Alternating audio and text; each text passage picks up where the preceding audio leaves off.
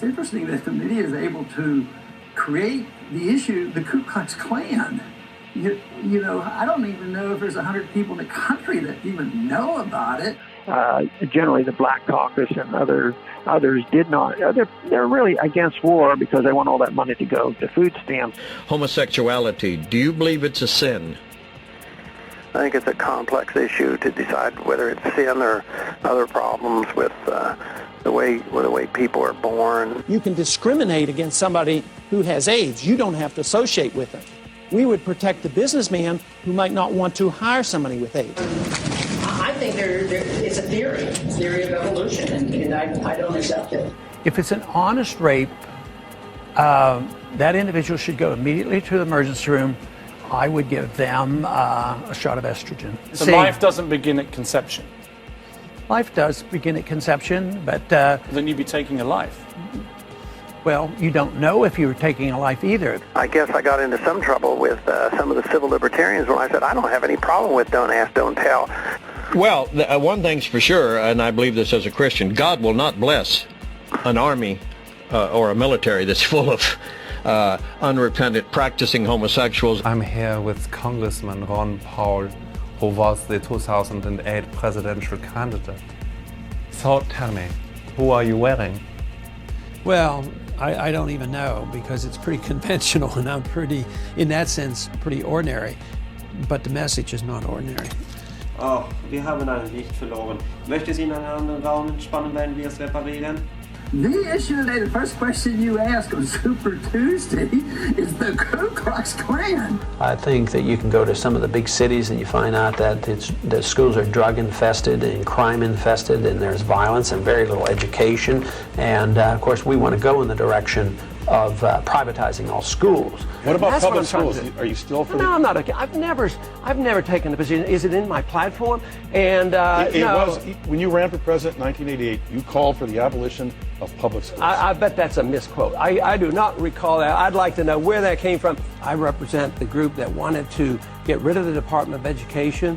I have a bill called We the People's Act, and this addresses several subjects: prayer in school, the marriage issue, as well as the abortion issue, which literally just takes it away from the federal courts, which means any state could pass a law passing a prohibition. It could not be heard in a federal courts.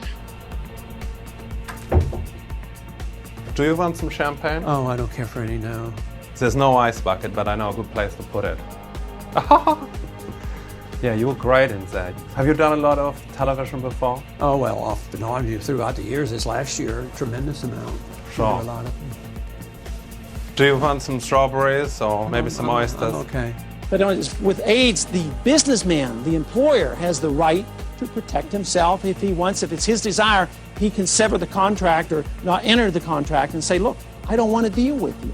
And he has the right to do that. The Washington Post reports today, they quote your former secretary about these newsletters that went out under your name back in the 1990s, some of them with racially tinged, some say outright racist comments in them. This is your former secretary, Renee Hathaway. She says it was his newsletter and it was under his name, so he always got to see the final product. He would proof it. You have said in the past, sir, that you didn't always see what was in that newsletter. What's the truth? No, she's made that story up. She also said that I was in and out of the office every single day. The office wasn't even in the town that I live.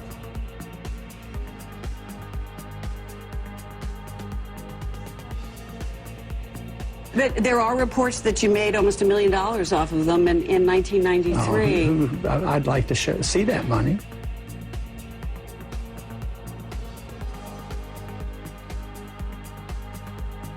According to Paul, Abe Lincoln should never have gone to war. There were better ways of getting rid of slavery. Absolutely. 600,000 Americans died in a senseless civil war. No, he shouldn't have gone to war. He did this just to enhance and get rid of the original intent of the Republic. I mean, it was about iron fist. We'd still have slavery. Oh, come on, Tim. The Ron Paul campaign has landed the endorsement of a reverend whose beliefs are absolutely jaw-dropping. The Reverend Philip G. Kaiser thinks homosexuals should be executed. But the Paul campaign was thrilled to get Reverend Kaiser's endorsement, putting on their website, saying in a press release on Paul's website, We welcome Reverend Kaiser's endorsement and the enlightening statements he makes on how Ron Paul's approach to government is consistent with Christian beliefs. I'm gonna light some candles, that's okay. It really loosens you up. Has anyone ever told you look like Enrique Iglesias? Of course not, you're much cuter. Aha! You know, it's so bizarre today that some of the laws and the court rulings indicate that if you have hepatitis, you're not allowed to work in a restaurant, but if you have AIDS, you can't fire the person. But sort of along the line of the pills creating the immorality, I don't see it that way. I think the immorality creates the problem of wanting to use the pills. Sex creates the problem of wanting to use the pills. Ron Paul just equated sex with immorality. You got it completely wrong. I've never voted for an earmark in my life. No, but you put him in the bill. I put him in because I represent people who are asking for some of their money back. You load up the bills with special projects. No, you don't. You do. You deny that you have.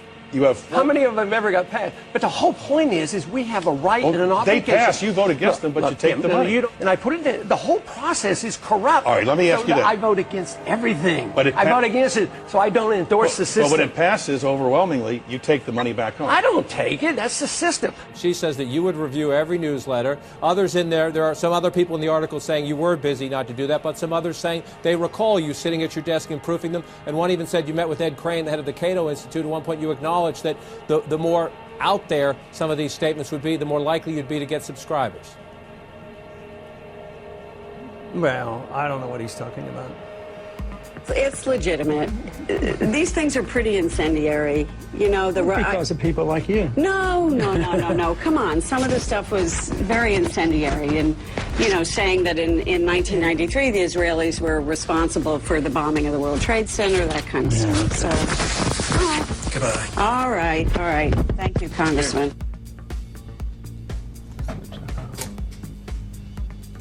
I love music. Dancing. I used to be a dancer.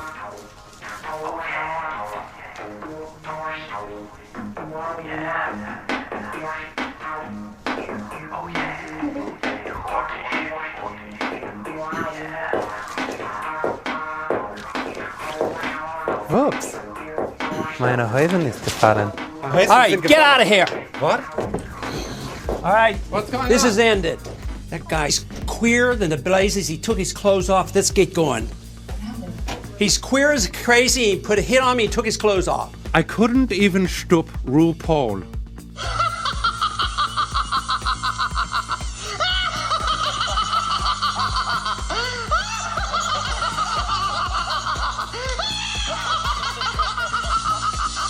Melanie Sloan is the executive director of Citizens for Responsibility and Ethics in Washington, a small group that tracks campaign expenditures. As we said earlier, it's against the law to use campaign funds for personal use. But Sloan says it's perfectly acceptable to use campaign funds to hire your wife, husband, children, grandchildren, and in-laws.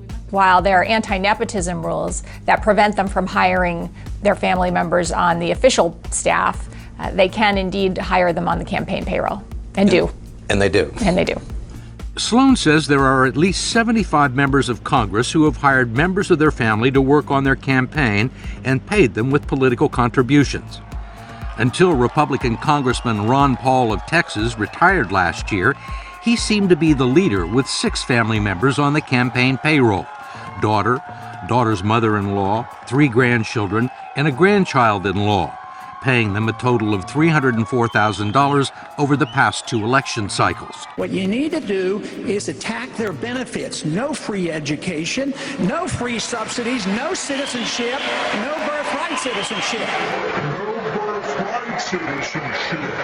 On the 40th anniversary of the 1964 Civil Rights Act, you said this on the floor of the House: the Civil Rights Act of 1964 did not improve race relations or enhance freedom. Now, you were not subject to segregation before the 1964 Civil Rights Act, so Is it possible that you don't know or you don't understand that the removal of segregation was in fact an enhancement of freedom for African Americans who were not allowed to drink from the same drinking fountain as you were, who were not allowed to patronize certain restaurants, who were not allowed to do all sorts of things? Their freedom was very sharply restricted by law until that law. So how can you say that it did not enhance freedom? But when it comes, Tim, you're not compelled in your house to invade strangers that you don't like, so it's a property rights issue.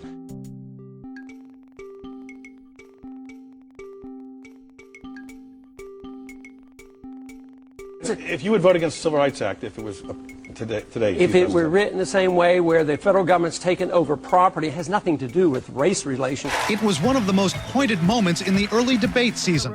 Wolf Blitzer asked Republican presidential candidate Ron Paul, a staunch opponent of a government role in health care, what should happen to a 30-year-old man who can afford insurance, chooses not to buy it, then becomes catastrophically ill. He needs intensive care for 6 months. Who pays? That's what freedom is all about, taking your own risk. This whole idea that you have to prepare and take care of everybody. Asked if society should let the man die, Paul said no, and said in his experience, churches, charities, friends, and relatives would help. It's a circumstance Ron Paul knows intimately. In June of 2008, Paul's former campaign chairman, Kent Snyder, who Paul says talked him into running for president that year, died of pneumonia. Snyder had no insurance. Colleagues and relatives say a pre-existing condition made it impossible for him to get coverage. Ron Paul wants border security now. Physically secure the border. No amnesty, no welfare to illegal aliens, and birthright citizenship. No more student visas from terrorist nations. Standing up for the rule of law. Ron Paul for president. I'm Ron Paul, and I approve this message.